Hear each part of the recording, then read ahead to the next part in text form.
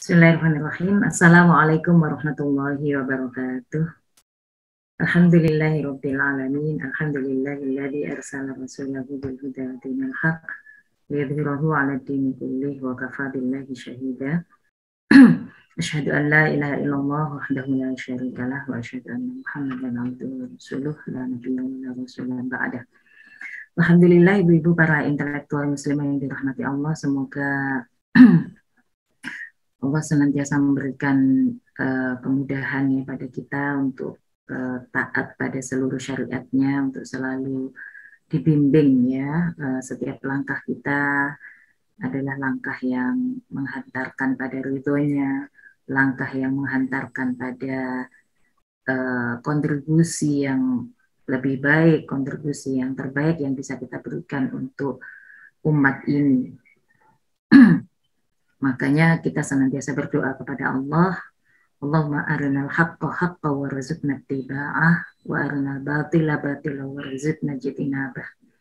Kita mohon Allah memberikan petunjuk pada kita, ditunjukkan bahwa kebenaran itu adalah nampak di hadapan kita sebagai kebenaran, dan kemudian diberikan kekuatan, diberikan rizki pada kita, diberikan kemudahan pada kita untuk bisa mengambil kebenaran itu, dan sebaliknya Allah juga kemudian menjauhkan kita dari segala bentuk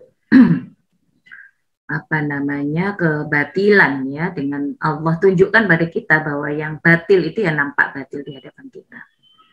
Nah, ini yang saya rasakan ketika kita membahas tentang bermacam-macam ide, pemikiran ya, gerakan-gerakan ataupun aksi-aksi ya yang muncul, yang terus bergulir di sekitar kita berkaitan dengan upaya perubahan masyarakat ya, upaya perubahan masyarakat. Salah satunya kalau kita bicara tentang nizamul ijtimai, kita bicara tentang sistem sosial, itu adalah bagaimana hukum-hukum keluarga itu mendapatkan serangan yang sangat masif. Hukum-hukum syariat Islam terkait keluarga, terkait perempuan, itu menjadi salah satu sasaran tembak ya, yang benar-benar dieksploitasi untuk menyerang Islam dan menghadirkan satu gambaran yang sangat buruk terhadap Islam. Kalau tadi sudah disinggung oleh Bu Umi ya, bahwa hukum-hukum syariat terkait dengan perempuan, terkait dengan keluarga, ini memang ragamnya banyak sekali. Dan sebenarnya dari dulu sampai hari ini itu sebenarnya tidak jauh berbeda. Lokus atau medan serangan mereka terhadap perempuan dan hukum-hukum keluarga. Yaitu apa? Yang pertama adalah soal kepemimpinan. Soal kepemimpinan. Ya, mereka selalu menganggap bahwa titik kelemahan Islam itu adalah kalau Islam difahami sebagai ajaran yang menghambat hadirnya kepemimpinan perempuan. Tentu yang dimaksud bukan kepemimpinan perempuan di sebuah lembaga pendidikan, di sebuah institusi bisnis atau sejenisnya. Tapi yang mereka gugat adalah kepemimpinan perempuan di ranah politik ya, dan juga kepemimpinan perempuan di ranah domestik, yaitu kepemimpinan perempuan dalam keluarga dan kepemimpinan perempuan dalam negara.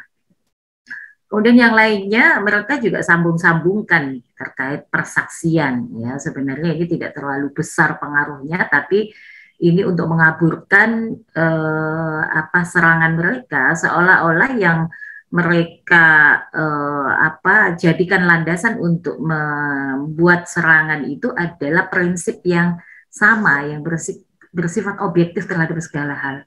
Kalau kepemimpinan itu tidak boleh didominasi oleh laki-laki ya, dalam keluarga maupun dalam masyarakat, dalam politik, maka persaksian juga semestinya ada keadilan dong, tidak boleh ada perbedaan antara laki-laki dengan perempuan.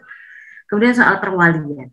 Nah, soal perwalian ini kalau kita lihat yang mereka maksud adalah soal wali bagi perempuan ketika hendak menikah. bukan soal perwalian bahwa perempuan selalu ditanggung nafkahnya oleh walinya, atau kehormatan perempuan, penjagaan terhadap perempuan itu harus menjadi tanggung jawab walinya, bukan di situ yang mereka ingin serang, tapi soal perwalian dalam pernikahan. Kalau laki-laki, kalau perempuan harus ada wali untuk menikah, kenapa laki-laki tidak? Kalau laki-laki tidak membutuhkan wali untuk menikah karena dianggap laki-laki itu punya kemandirian dalam mengambil keputusan, berarti perempuan semestinya juga memiliki hak yang sama. Demikian juga soal poligami, itu mereka serang dengan gugatan yang sama. Kalau laki-laki boleh berpoligami, kenapa perempuan tidak boleh memiliki pasangan lebih dari satu? Kemudian soal nusyus, ya, atau ya kita sekarang sering menyebut indikasi selingkuh misalnya. Kalau yang mendapatkan perlakuan atau judgement negatif itu hanya perempuan, ya, ada indikasi selingkuh, wah ini negatif sekali kalau perempuan seperti itu. Apakah laki-laki tidak punya peluang untuk melakukan selingkuh juga? Nah, karena itu hukum nusyus ini juga digugat. Demikian juga soal waris, ya, kita paham sekali. Nah, ini adalah beberapa bagian dari hukum-hukum yang seringkali mereka jadikan bahan, ya, untuk mengangkat satu argumen. Berarti memang hukum-hukum syariat itu adalah hukum yang diskriminatif terhadap perempuan, hukum yang kemudian tidak membela perempuan dan menyebabkan perempuan berada pada kondisi keterpurukan. Ditambah lagi nanti ada hukum soal pakaian perempuan, dan ini nanti saya sedikit akan mengajak ibu-ibu para intelektual untuk menengok ke belakang, ya, bahwa ada misi imperialisme atau kolonialisme yang mereka ingin sukseskan dari serangan terhadap hukum-hukum keluarga dan juga tentang hukum tentang pakaian perempuan. Nah, di poin ini saya juga ingin mengajak kita semua untuk melihat bahwa ini sudah menjadi satu agenda global, yakni adanya beragam serangan terhadap hukum-hukum syariat menyangkut posisi perempuan, menyangkut kedudukan perempuan, dan juga tentang hukum-hukum keluarga. Ini banyak sekali kita lihat, mulai dari ada orang-orang yang dinaikkan ke panggung-panggung untuk mendapatkan kesempatan bersuara, menyampaikan ke masyarakat, ya, menyampaikan ke masyarakat, khususnya mereka-mereka yang punya background intelektual. Ada pengakuan secara akademik terhadap mereka, misalnya mereka dari perguruan tinggi Islam, seperti yang saya ambilkan ini, misalnya Dr. Margot Badron. Ini adalah salah satu doktor dari Al-Azhar University, Universitas Al-Azhar. Kita tahu bagaimana kedudukan Al-Azhar dalam dunia kecendekiawanan Islam, ya. Ternyata yang bersangkutan justru sesungguhnya banyak sekali berbicara tentang gugatan-gugatan mereka terhadap hukum Islam. Salah satu bukunya yang terkenal, nanti mungkin bisa kaji juga, Feminist Islam and Nation. Nah, ini sudah ngomongin tentang feminisme, Islam, dan bagaimana kedudukannya dalam pembangunan sebuah negara, dalam baik buruknya masa depan negara. Nah, kemudian studi kasus yang dilakukan oleh Badron ini adalah studi kasus bagaimana masyarakat Mesir. Masyarakat Mesir modern itu tidak bisa terwujud kalau tidak ada gugatan dan pembaharuan terhadap hukum-hukum yang menyangkut perempuan dan keluarga yang selama ini dipraktekkan di Mesir. Ibu-ibu para intelektual muslimah yang dirahmati Allah, saya yakin sebagian ibu-ibu juga sudah pernah ke Mesir misalnya. Ya. Mesir ini adalah sebuah negara di Afrika yang sangat ya, karena jumlah penduduknya besar, luas wilayahnya juga luas untuk ukuran Afrika. Mesir ini sampai hari ini belum bisa dikatakan secara ekonomi itu maju. 11 tahun yang lalu waktu saya ke Mesir itu saya juga kaget sekali. Ternyata pada beberapa bidang Mesir itu sudah jauh di depan Indonesia pada pembangunan infrastrukturnya misalnya. Kemudian pada digitalisasi di 11 tahun yang lalu itu di Mesir kalau kita parkir kendaraan itu sudah pakai chip, Bu. Nah, sekarang di Indonesia itu kita parkir masih pakai manual, mungkin pakai e-money itu sudah beberapa tahun terakhir ini. Tetapi Ibu-ibu sampai hari ini ya 11 tahun kemudian itu saya masih menanyakan ke beberapa orang yang ada di Mesir itu bagaimana perkuliahan di Al-Azhar. Ternyata perkuliahan di Al-Azhar itu sampai hari ini itu masih basisnya manual Ibu-ibu. Masih basisnya manual. Jadi kalau ngecek mahasiswa ini bisa ikut seleksi apa enggak, nilainya bagaimana, lulus apa enggak, itu masih manual. Jadi para dosennya itu masih punya catatan, kemudian yang lulus pun kemudian ditulis namanya, kelulusannya, dipoto itu. Beberapa waktu yang lalu itu sampai ada gugatan, ada 30 orang mahasiswa yang harusnya dia lulus, dia merasa dia bisa menyelesaikan ujian seleksi dengan baik, ternyata dia nggak lulus, tapi itu banyak sekali. Kemudian ditanyakan, bla bla bla, diusut sampai akhirnya dosennya mengatakan, oh nama kamu ternyata belum ke foto. Jadi kemudian ada 30 orang yang namanya difoto, kemudian dikatakan, oh ya direvisi, ini ternyata kamu lulus 30 orang. Nah, memang ada kondisi seperti ini yang terjadi pada negeri-negeri Islam, salah satunya yang saya ambilkan contoh adalah di Mesir tadi. Kalau kita ngomong tentang ide-ide feminisme, ide-ide liberalisasi terhadap hukum-hukum keluarga, terhadap perempuan, itu di Mesir juga gudangnya. Pada saat yang sama, di Mesir juga kita temukan banyak sekali para tokoh-tokoh muslim yang berusaha segigih yang mereka mampu lakukan untuk menyampaikan hukum-hukum syariat Islam yang murni kepada semua orang dengan bermacam-macam cara. Nah, ini anomali-anomali semacam ini masih terjadi di dunia Islam. Seperti yang saya gambarkan tadi, 11 tahun yang lalu, kalau kita parkir mobil itu udah pakai chip, itu pun saya masuk Al-Azhar itu pakai chip itu, parkir mobilnya, tapi sampai hari ini di Al-Azhar itu masih seperti yang tadi saya gambarkan. Jadi, jangan kaget, jangan kemudian kita bingung, masa sih seperti itu. Nah, faktanya demikian. Kemudian saya ingin juga mengajak para intelektual muslimah untuk melihat ada seorang tokoh dalam tanda kutip maksudnya yang dianggap sebagai pemain penting dalam penyebaran ide feminisme di kalangan muslim, itu ada namanya Asma Murabit. Ini adalah seorang feminis dari Maroko, dari Rabat ya, yang dia spesialisasinya adalah tafsir qiraah lit taharrur. Nah, dia katakan begitu. Jadi kita harus membaca ulang tafsir Al-Quran yang sudah dibuat oleh para ulama-ulama mu'tabar, para ulama-ulama yang kredibel. Itu harus dibaca ulang menurut Asma Murabit ini. Kaitannya dengan apa? Kaitannya dengan taharrur. Mestinya Al-Quran dan kitab-kitab salaf itu adalah kitab-kitab yang bisa membebaskan. Karena menurut mereka, membebaskan itu identik dengan memajukan.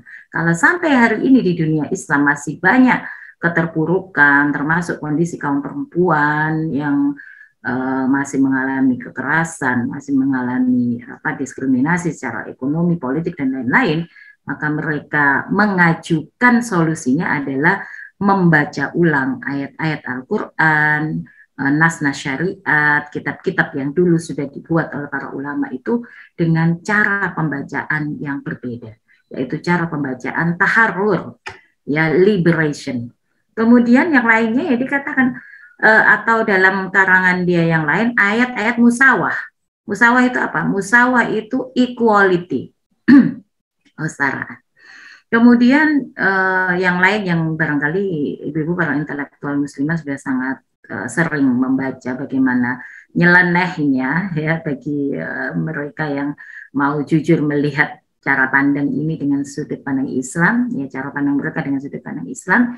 Ada Fatimah Mernissi, ada Aminah Wadud, yang hari ini Aminah Wadud itu ada sudah semakin mendekat ke ibu-ibu semua, semakin besar tanggung jawab ibu-ibu semua untuk membentengi anak-anak kita, keluarga kita dari kerusakan yang mereka akibatkan. Dulu Aminah Wadud ini sempat di Malaysia, ya, kemudian sekarang masuk ke Indonesia. Di mana ibu-ibu? Di Jogja ya, Aminah Wadud itu sekarang.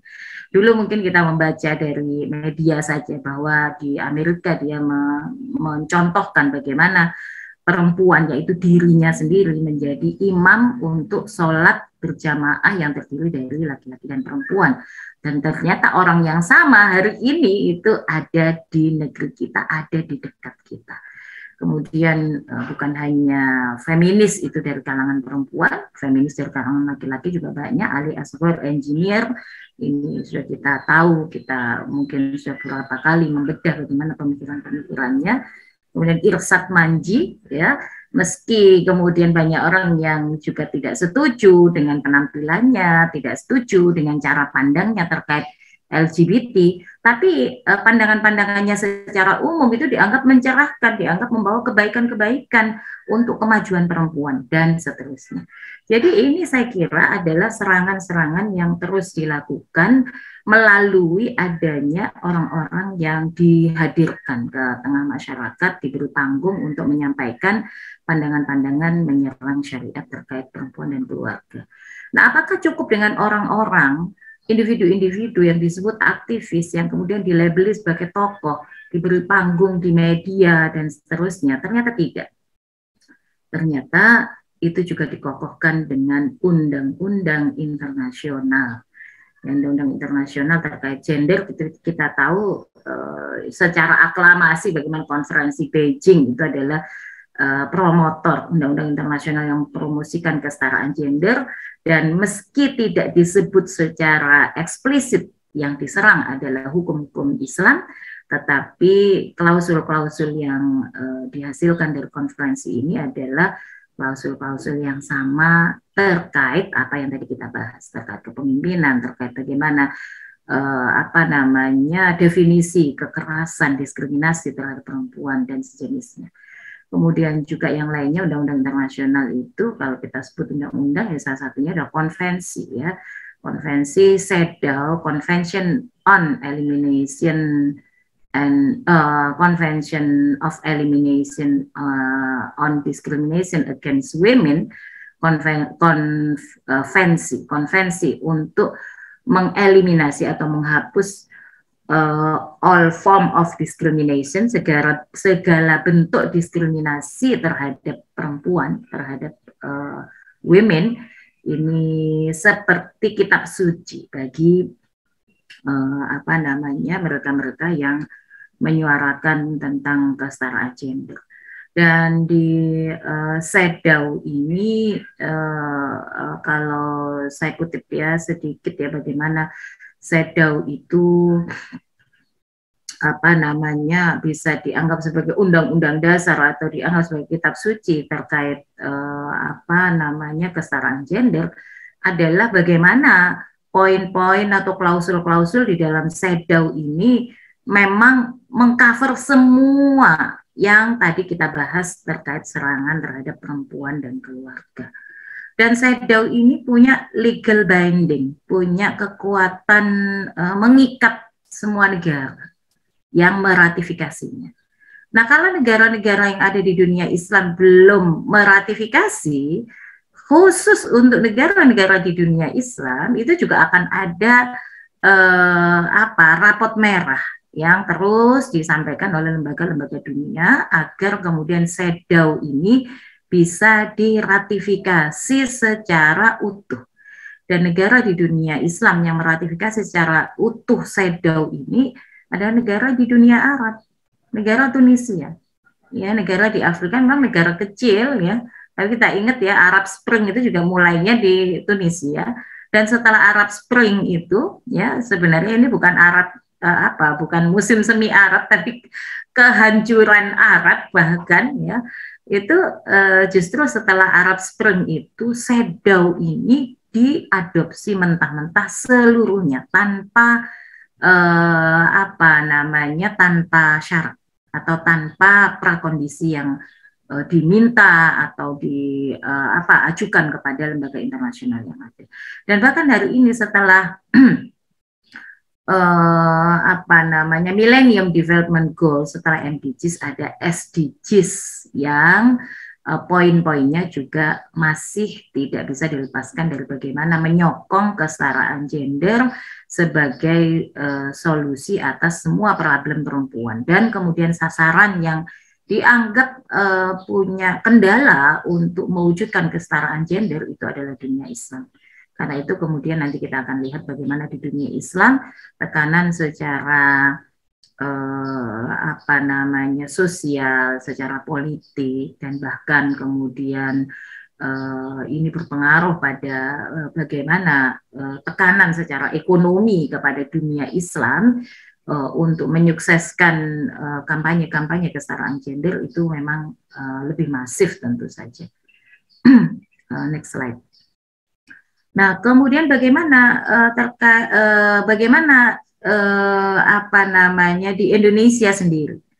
Nah, kalau kita bicara di Indonesia, mari kita lihat bahwa keabsahan hukum keluarga, kemudian apa yang tadi kita bahas, serangan terhadap hukum keluarga maupun syariat Islam terkait perempuan, itu juga kita lihat ada dalam perjalanan Indonesia yang sampai hari ini itu masih terus berjalan.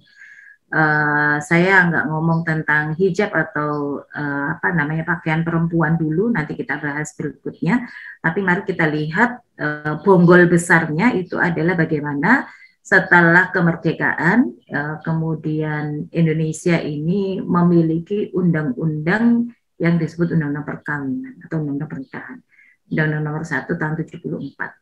Nah, undang-undang ini dianggap adalah undang-undang yang sangat syarat, sangat kental dengan warna syariat Islam terkait hukum-hukum keluarga. Nah, apalagi kemudian setelah undang-undang ini dipraktekkan, ya kemudian umat Islam menganggap bahwa problem-problem terkait hukum-hukum ahwalus saksi, ya, hukum-hukum perdata yang dihadapi oleh kaum muslimin di Indonesia itu sudah cukup terwakili dengan pemberlakuan Undang-Undang Nomor 1 Tahun 74 ini. Yakni bahwa umat Islam di Indonesia menganggap sudah cukup memuaskan undang-undang di Indonesia dengan undang-undang pernikahan ini, Undang-Undang Nomor 1 Tahun 74 ini. Itu banyak sekali hukum-hukum Islam yang sudah dipraktekkan di situ. Dan tokoh-tokoh Islam juga menganggap bahwa ini adalah keberhasilan aspek legislasi, umat Islam bisa menghasilkan undang-undang yang sejalan dengan hukum Islam, padahal banyak sekali serangan atau banyak sekali gugatan terhadap ini dan seterusnya. Tapi mereka yang menggugat ini yang nggak berhenti begitu aja. Tentu saja mereka juga terus bermain, terus berupaya agar serangan mereka terhadap Islam ini menemukan momentum untuk menjadi satu pukulan yang bisa membuat pemberlakuan hukum-hukum Islam tadi meskipun nggak sempurna, ya, itu juga makin tergerus. Nah, saya ingin sampaikan lanjutannya, ya. Undang-Undang Nomor 1 Tahun 74 ini dianggap wah ini hambatan besar nih bagi gugatan terhadap hukum syariat atau serangan terhadap hukum syariat terkait keluarga. Nah, kemudian apalagi di tahun 91 melalui Inpres Instruksi Presiden Nomor 1 itu ditetapkan apa yang disebut sebagai KHI Kompilasi Hukum Islam, itu adalah hukum resmi yang dirujuk oleh pengadilan agama. Nah, ini mungkin orang-orang hukum, ya, ibu-ibu para intelektual yang berkecimpung di bidang hukum pasti lebih mengerti, ya, bagaimana sih kenapa undang-undang nggak bisa langsung menjadi hukum untuk satu lembaga pengadilan. Ya, ini ada memang seringkali masih ada kesenjangan. Artinya begitu ada Impres nomor 1 tahun 91 itu lebih kuat lagi legalitas undang-undang yang dimaksud tadi, yaitu undang-undang terkait hukum-hukum keluarga yang dianggap mewakili hukum syariat Islam. Kemudian kelompok-kelompok yang disebut mereka ingin makin menguatkan ya hukum Islam di ranah legislasi, di ranah perundangan, mereka di tahun 2003 itu mengajukan rancangan undang-undang hukum terapan pengadilan agama. Nah, ini untuk melengkapi KHI, melengkapi kompilasi hukum Islam. Nah, tahun 2003 ada RUU HTPA, hukum terapan pengadilan agama. Ini justru menjadi momentum yang seperti melecut ya, memecut ya pegiat-pegiat gender ya untuk bisa memukul balik ya, memukul balik bagaimana hukum-hukum syariat Islam yang ada di KHI itu tidak lagi sekuat sebelumnya legalitasnya. Nah, kemudian rame heboh tahun 2004 bulan Oktober itu karena Pokja pengarus utamaan gender di Departemen Agama. Berarti ini bukan sekedar musdah mulia sebagai individu sebenarnya. Jadi kita kadang agak rancu kaitannya kayaknya yang tertuduh itu hanya musdah mulia saja gitu. Musdah mulia apa nggak mulia sih Bu Umi? Tapi sebenarnya musdah mulia itu diwadahi oleh kelompok kerja yang dibentuk oleh Departemen Agama terkait pengarus utamaan gender. Nah, timnya yang dipimpin oleh Musda Mulia ini kemudian mengajukan banding tandingan terhadap KHI, apa yang kemudian disebut sebagai CLD KHI, Counter Legal Draft Kompilasi Hukum Islam.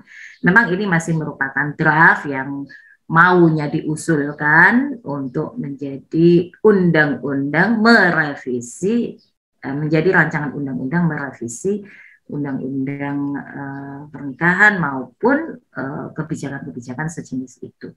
Dan sampai hari ini nafas dari Counter Legal Draft Kompilasi Hukum Islam itu sekalipun kemudian sudah banyak penolakan, tapi masih ada. Dan termasuk yang baru-baru ini yang ibu-ibu semua respon dengan sexual concern yang ada di Permendikbud itu kan nafasnya juga nafas yang sama gitu. Cuman kemudian muncul dalam bentuk yang bermacam-macam.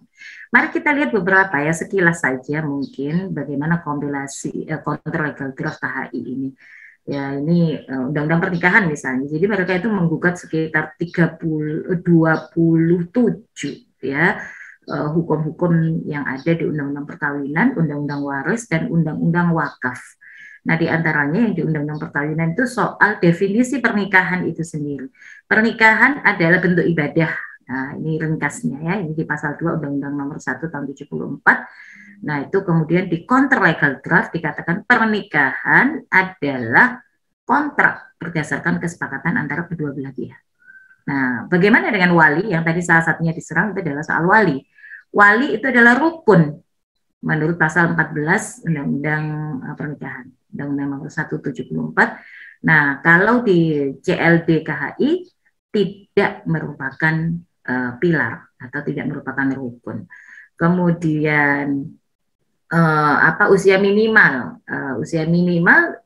itu 19 tahun dan setara harusnya laki-laki dan perempuan, nggak boleh ada pembedaan. Tapi kalau di Undang-Undang Perkawinan atau Pernikahan, kalau perempuan 16 tahun sudah boleh menikah, gitu. 19 tahun untuk laki-laki. Kemudian soal mahar diberikan oleh pengantin pria kepada laki-laki kepada pengantin perempuan.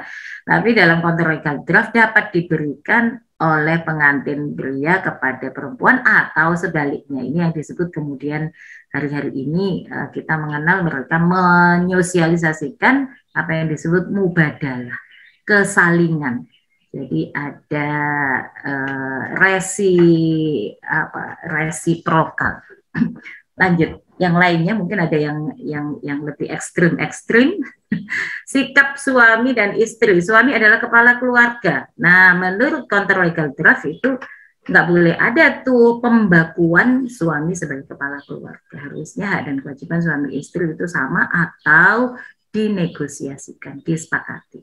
Kemudian nafkah juga begitu, ada kesepakatan, bukan kemudian merupakan kewajiban laki-laki.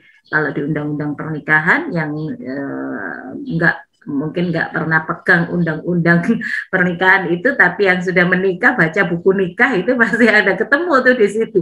Kalau laki-laki tidak memberikan nafkah begini-begini maka bla bla bla ada. Tapi di Control Legal Draft itu ditiadakan karena itu adalah kesepakatan, mestinya tidak boleh dibakukan. Demikian juga pernikahan antar agama itu digugat. Ya, kalau selama ini di Undang-Undang Perkawinan itu dinyatakan dilarang, diizinkan asalkan bertujuan untuk mencapai tujuan perkawinan, yaitu kebahagiaan dan seterusnya. Nah, ini jelas sekali yang nomor 12, poligami atau ta'addud zaujat itu diizinkan dengan beberapa kondisi. Kalau di Control Legal Draft sudah jelas tidak diizinkan. Masa iddah karena suami meninggal misalnya ataupun karena cerai itu juga digugat. Lanjut, yang lainnya adalah soal warisan, hukum waris. Ya, hukum waris agama yang berbeda tidak ada waris ya karena itu mani. Tapi kalau Control Legal Draft itu bukan penghalang. Demikian juga anak ya, anak hasil pernikahan atau anak yang lahir di luar pernikahan, sekalipun ini kemudian kalau sekarang ada revisi ya, ada undang-undang atau ada ketentuan baru soal anak luar nikah. Nah, kemudian soal waris itu juga ada yang disebut aul dan rot, aul warot itu bagaimana ada tambahan ataukah ada pengurangan terhadap porsi warisan yang seperti itu juga digugat di dalam Control Legal Draft hukum Islam itu dihilangkan. Nah, ibu-ibu para intelektual muslimah yang dirahmati Allah, kita bisa menyaksikan bahwa yang mereka serang itu sudah jelas adalah hukum-hukum syariat Islam yang di kalangan mereka yang paham terhadap hukum syariat, mereka yang punya legitimasi memahami syariat karena punya pemahaman yang memadai, ya. Ini adalah hukum-hukum yang tidak diperselisihkan, tidak diperdebatkan, hukum-hukum yang baku. Ya, kalau kemudian kita bicara beberapa hukum yang diperdebatkan, yang masih ada ikhtilaf, itu jumlahnya kecil sekali. Kalau kita ngomong soal kepemimpinan laki-laki di dalam keluarga, ini adalah hal yang sudah tidak diperselisihkan di kalangan para fuqaha. Ya, kecuali di kalangan mereka yang mengaku-ngaku paham hukum Islam, padahal pemahaman mereka ini mereka simpangkan, disampaikan pada umat sesuatu yang berkebalikan dengan pemahaman yang benar.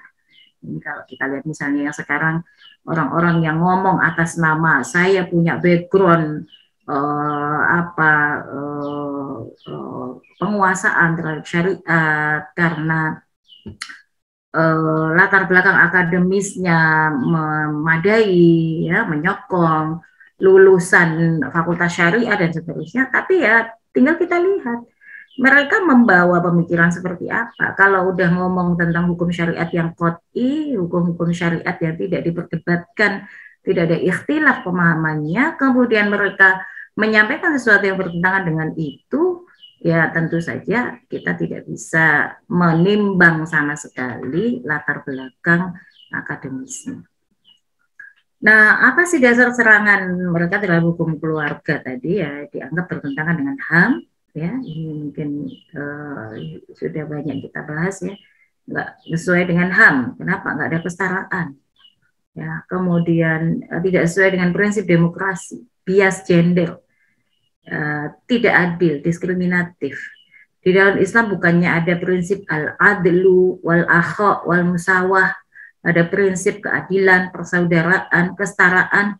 Lah kalau seperti ini hukum warisnya antara laki-laki dengan perempuan tidak sama, nggak ada keadilan dong. Padahal ada hadis yang mengatakan bersikap adillah, adilu, bersikap adillah terhadap anak-anakmu di dalam memberikan pemberian kepada mereka. Nah, mereka cari-cari dalih-dalih untuk membenarkan apa yang mereka anggap sebagai dasar untuk menggugat hukum-hukum keluarga tadi. Nah, memang kemudian mereka dengan cara berpikir ilmiah yang saat ini digandrungi oleh semua orang, apalagi di kalangan intelektual, mereka tuh mencari pembenar dengan apa? Dengan apa yang disebut sebagai scientific atau apa namanya sebagai basis ilmiahnya gitu. Basis ilmiahnya apa? Faktanya perempuan hari ini kan masih dalam kemiskinan, menjadi korban beraneka bentuk kekerasan, kekerasan fisik, kekerasan seksual, kekerasan ekonomi, kekerasan politik. Iya, fakta kan? Di dunia Islam juga terjadi hal yang sama kan? Nah, pada saat yang sama kemudian mereka itu mengatakan, loh itu kan masih ada hukum-hukum yang seperti itu, laki-laki menjadi kepala keluarga, udah saklek, nggak bisa digugat, kemudian perempuan harus berada pada posisi seperti warga negara kelas kedua, dan seterusnya. Jadi ini adalah alasan-alasan yang mereka anggap bisa menguatkan serangan mereka, yaitu realita adanya perempuan yang tertinggal dalam capaian pendidikan, perempuan yang secara fakta menanggung beban ganda, dan mereka menutupi realita ya bahwa sesungguhnya hari ini yang dipraktekkan itu bukan hukum-hukum syariat. Yang secara umum dipraktekkan adalah hukum-hukum sekuler, kapitalisme, ya, tapi mereka mencoba untuk menyambung-nyambungkan. Nah, padahal saya ingin mengajak ibu-ibu untuk melihat ya sebenarnya motif yang hakiki atau motif sebenarnya dari serangan mereka itu adalah satu, untuk mengokohkan penjajahan. Kenapa saya katakan begitu? Coba kita lihat dari zaman dulu di abad 19 ketika dunia barat masih melakukan penjajahan dengan model lama. Inggris misalnya itu mengambil Mesir dari kepemimpinan Khilafah Utsmaniyah, kemudian Mesir ini didominasi oleh Inggris dengan hukum-hukum sekuler yang mereka praktekkan. Nah, salah satunya kita ambil misalnya pada masa administrasi Lord Cromer, Evelyn Baring namanya. Lord Cromer itu adalah jabatannya begitu atau gelarnya. Evelyn Baring ini mengatakan perempuan-perempuan Mesir akan menghambat kemajuan Mesir kalau mereka tetap pakai hijab seperti itu. Ini serangan yang sangat vulgar, dia katakan begitu, dia kampanyekan begitu. Kemudian dia katakan, kalau posisi perempuan di Mesir dan juga negeri-negerinya Muhammadan countries generally, dia katakan, itu masih begitu ya, nanti akan tetap terjajah. Ya padahal dia menjajahnya, mereka menjajahnya gitu. Akan tetap nggak maju gitu. Nah, karena itu mestinya beberapa hukum keluarga dan juga cara berpakaiannya orang-orang Mesir itu harusnya dia rombak. Karena apa? Karena cara berpakaian dan tradisi-tradisi Islam yang ada di keluarga-keluarga Mesir itu mengungkung perempuan, tidak memberikan kebebasan pada perempuan. Nah, coba kita lihat, dia ngomong begitu, dia kampanye begitu di Mesir. Pada saat yang sama, Lord Cromer ini adalah presiden dari satu organisasi di Inggris, ya asalnya dia, yaitu UK Men's League for Opposing the Suffrage of Women. Jadi dia mengkampanyekan di negaranya agar perempuan-perempuan Inggris itu jangan diberikan hak untuk aktif di politik, bahkan memilih wali kota saja belum boleh pada waktu itu. Nah, bukankah yang dia maksud itu sebenarnya memang khusus untuk perempuan-perempuan di dunia Islam, jangan dibiarkan tetap dengan hukum Islamnya, harus didorong untuk bebas. Tapi perempuan-perempuan di negaranya sendiri justru tidak boleh bebas. Nah, itu saya katakan bahwa ini mengokohkan penjajahan. Kemudian yang kedua, dikit lagi, yang kedua, motif serangan itu sesungguhnya adalah untuk mengalihkan masalah akibat kapitalisme. Kita lihat yang akhir-akhir ini ya bagaimana selalu ada catatan merah tentang pemberlakuan hukum-hukum keluarga di dunia Islam, yang dianggap melanggengkan kekerasan, yang dianggap menghilangkan hak ekonomi perempuan dan seterusnya, ini di-create ya forum-forum dan seterusnya untuk tetap memelihara pandangan bahwa penyebab persoalan ekonomi, penyebab persoalan capaian-capaian perempuan di bidang pendidikan, kesehatan dan seterusnya itu sangat buruk, itu adalah Islam. Padahal kalau ngomongin Afghanistan misalnya, ini yang saya ambil contoh, selama ini Afghanistan dipimpin atau diperintah oleh apa? Diperintah oleh rezim yang tunduk di bawah pemerintah Amerika, karena Amerika masih bercokol di situ dengan hegemoninya. Demikian juga di negeri-negeri Islam yang lain. Bagaimana hukum-hukum keluarga itu disetting oleh undang-undang sekuler yang mengganti hukum-hukum keluarga yang sebelumnya bersumber dari Islam tadi. Nah, itulah yang lebih banyak menghasilkan kekerasan, kekerasan seksual, bahkan honor killing yang ada itu juga dilanggengkan bukan dari Islam, tapi dari tradisi yang kuno sebelum Islam yang kemudian diembel-embeli merupakan tradisi yang lahir dari Islam. Ini yang kedua. Kemudian yang ketiga, kalau kita ngomong motif serangan, itu adalah untuk menghancurkan keluarga muslim. Mereka paham betul keluarga muslim ini adalah sumber kekuatan hadirnya peradaban Islam. Karena itu mereka harus fokus ya untuk menyerang keluarga, menyerang perempuan sebagai inti keluarga ya dengan liberalisasi pemikiran, liberalisasi perilaku, liberalisasi seksual, sehingga identitas atau jati diri perempuan dan generasi muslim itu tidak lagi identitas yang sama yang bisa membangun kekuatan peradaban Islam. Lihatlah hari ini kalau kita saksikan di negeri-negeri muslim, model-model keluarga muslim itu juga sudah hampir serupa dengan model keluarga barat. Mereka menghabiskan miliaran dolar untuk memperbaiki fungsi-fungsi keluarga di dunia mereka, di dunia barat. Di saat yang sama mereka menghabiskan dana untuk mendorong di keluarga-keluarga muslim itu menjadi liberal seperti keluarga-keluarga yang ada di barat. Bukankah ini jelas sekali motif serangan mereka adalah untuk menghancurkan keluarga muslim? Yang terakhir, motif serangan mereka itu adalah menghalangi kebangkitan Islam dan melakukan deislamisasi. Kalau mereka bisa menghancurkan keluarga-keluarga muslim dan menghancurkan inti dari keluarga, yaitu kaum perempuannya, kaum ibunya, ya tentu saja mereka bisa menghalangi kebangkitan Islam. Karena potensi yang dimiliki oleh kaum perempuannya, oleh generasinya itu justru untuk melanggengkan pemikiran dan politik kapitalisme, dan kemudian tidak akan lahir generasi muslim yang unggul, dan bahkan kemudian yang semestinya membangkitkan Islam dengan memberlakukan hukum-hukum syariat Islam secara kafah, justru hari ini mereka didorong, diarahkan, bahkan diseret untuk menjadi muslimah maupun generasi-generasi Islam yang menentang pemberlakuan syariat Islam. Nah, ini barangkali yang